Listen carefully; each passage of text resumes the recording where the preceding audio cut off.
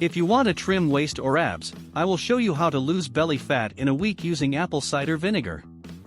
While you may not lose all your belly fat in 1 week, you can make a lot of progress and speed up your fat loss enough to see results within a week. Learn how to reduce belly fat quickly at home using apple cider vinegar and a simple and delicious belly fat diet plan. Everyone would love to know how to lose belly fat in a week. Most people tend to carry extra around the middle, and it is often the last place to slim down. In today's society, we are so busy and often stressed out. This can make us accumulate belly fat. It is no wonder that this is such a problem area for many. How does apple cider vinegar help? Apple cider vinegar has been proven to cause fat loss even without any changes in diet or exercise aside from limiting alcohol consumption to no more than 2 drinks per day. In the study, the people lost 1 kilogram, 2.2 pounds, after 3 months when drinking 1 tablespoon of apple cider vinegar per day.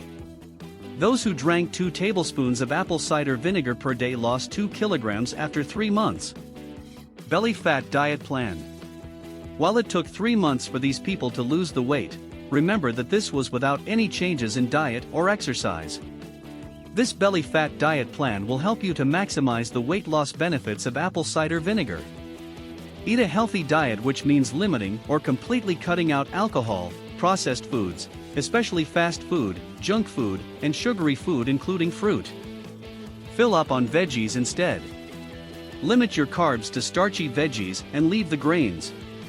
You can still eat full-fat foods and healthy proteins like eggs, fish, chicken, coconut oil, olive oil, nuts, and seeds.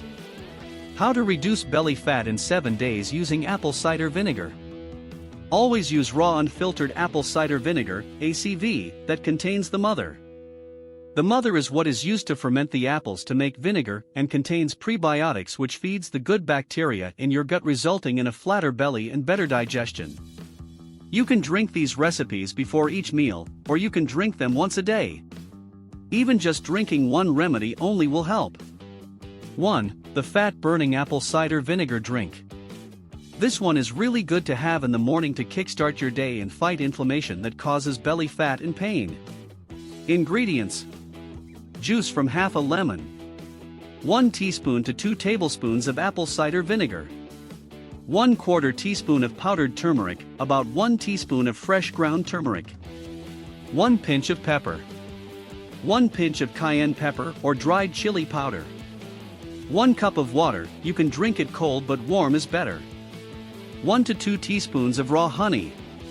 2. Immune booster / fat burner. This drink may not be the most delicious drink, but you will not only burn fat, but boost your immune system too.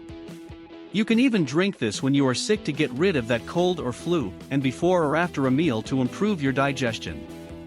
Ingredients: juice from half a lemon, 1 teaspoon to 1 tablespoon of apple cider vinegar, 1/4 teaspoon of powdered ginger, about 1 teaspoon of fresh ginger, 1/2 teaspoon of garlic. If you are sick, you can add a full teaspoon. 1 to 2 teaspoons of raw honey, 1 tablespoon of honey if you are sick. 1 cup of water. Summary: belly fat is very stubborn and it accumulates due to stress, poor diet, poor sleep quality, and toxins. The belly diet plan is as simple as cutting out or limiting processed foods, alcohol, junk food, sugary food, grains, and filling up on veggies, grass-fed meat, fish, eggs, coconut oil, olive oil, nuts, and seeds. ACV assists in weight loss of 1 kilogram over 3 months consuming 1 tablespoons per day, and 2 kilograms over 3 months consuming 2 tablespoons per day. Drink ACV with lemon, water, cayenne pepper / chili, raw honey, cinnamon, garlic, etc. ACV can also be consumed by itself in water or tea, as well as added to food and salads, marinades, sauces, etc. Never drink more than 2 tablespoons per day or undiluted. Drinking ACV in conjunction with asthma medication, emphysema medication, and diuretics can cause hypokalemia.